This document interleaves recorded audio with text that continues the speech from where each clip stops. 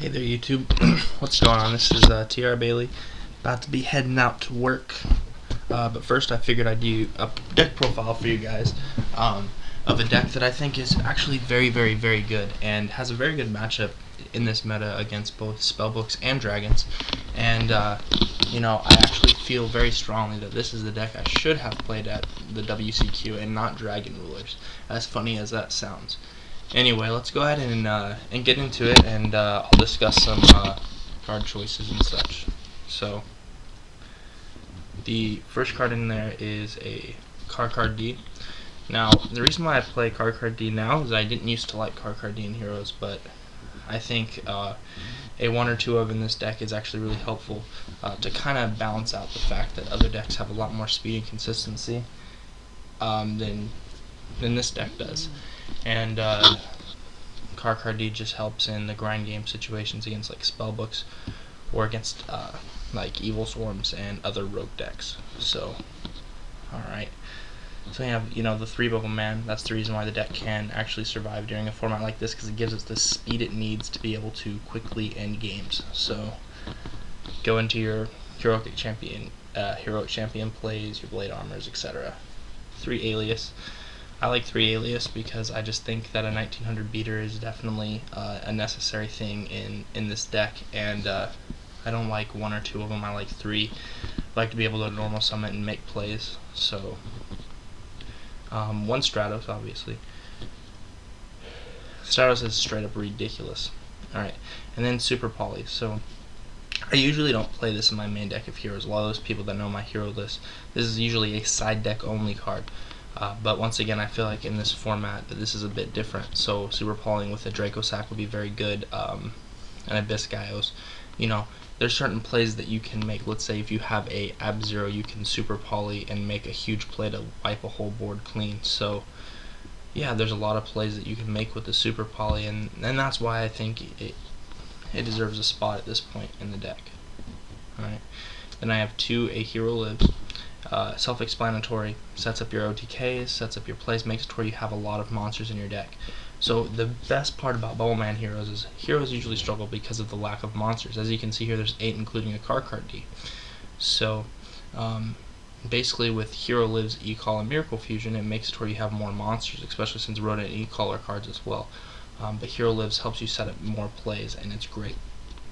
So I play the staples: Dark Hole, Heavy Storm, Monster Reborn, Reinforcements of the Army, 2 E-Call, and then I play the 1 Warrior Returning Alive. That's another card that I typically don't play in my hero decks, but I just feel like Stratos being online is one of the most important parts of this whole format if you're going to be playing heroes. So I figured Warrior Returning Alive was worth trying, and it's tested well. Definitely wouldn't play more than 1 because it can be dead sometimes or awkward. So 1's definitely good. I wouldn't do any more than that.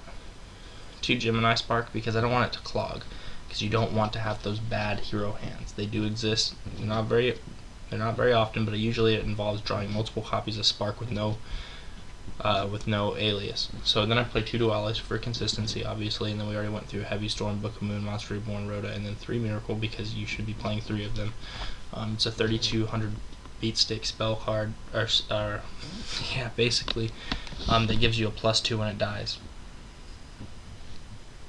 +1, sorry, I'm being crazy, but it's really good. Then you have 2 Bottomless, 3 Compulse actually, for Draco Sack, etc. Those plays. 2 Phoenix Chain, because Phoenix Chain's still good.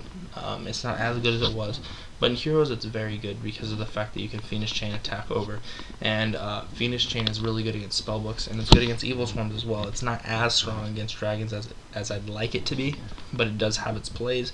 It beats Big Eye. Certain plays you can really do some damage with Phoenix Chain.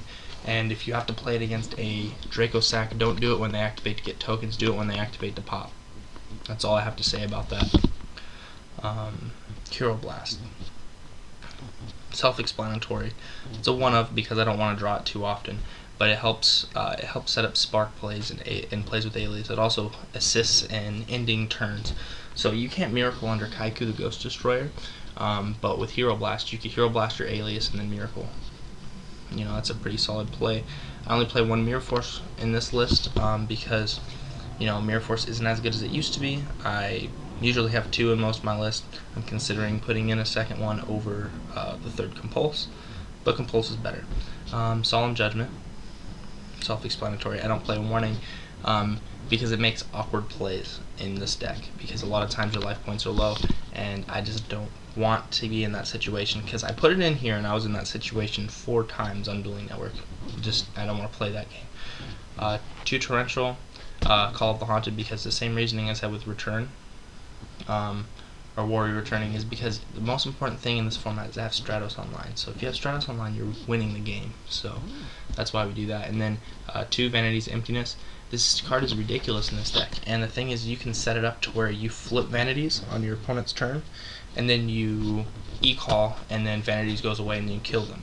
Or you flip Vanities before your battle phase, so that way your opponent can't drag or Gorz you or Battle Fader if they play those particular cards. It's really nice to have. Now for the side deck, I play the 2 Thunder King spellbooks, 2 Fossil Dyna dragons, 3 Fusilier, 3 Eradicator, 3 Skill Drain. So this is a really good side deck for spellbooks, and it's also good against Evil Swarms as well, because Skill Drain makes Shining beat an Ophion, and makes Ophion bigger than Shining, or it makes Ophion's effect negated, so you can Miracle. You gotta be careful though, because if you Miracle and they flip Pandemic, then Ophion's unaffected by Skill Drain, obviously. So you gotta know when to play it, and that's as simple as that. This also, Fusilier's 2800, so he's bigger than Ophion when that play comes up.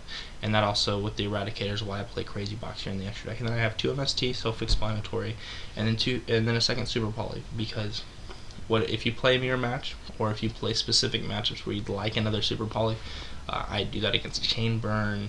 I side out some Miracles against Gravekeepers and put in Super Poly, just because it's actually a real card when you're playing against that matchup. So there's a lot of things that Super Poly can be really helpful in specific matchups.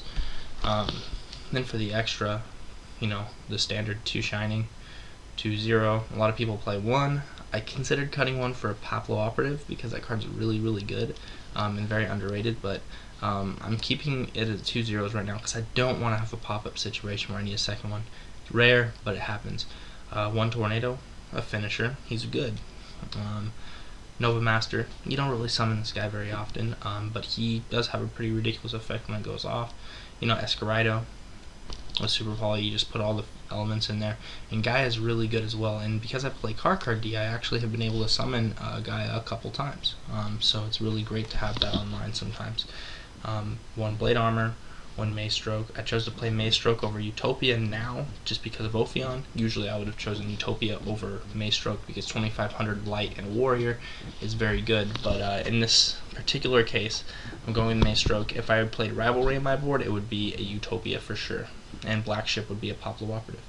So then I play Excalibur, Crazy Box, we went over that, Shockmaster because he just wins games for free, Abyss Dweller because Bubble Man is a water type, and you never know when you play against that random water deck or frogs or something like that, so helpful. And like I said, the 1 Black Ship.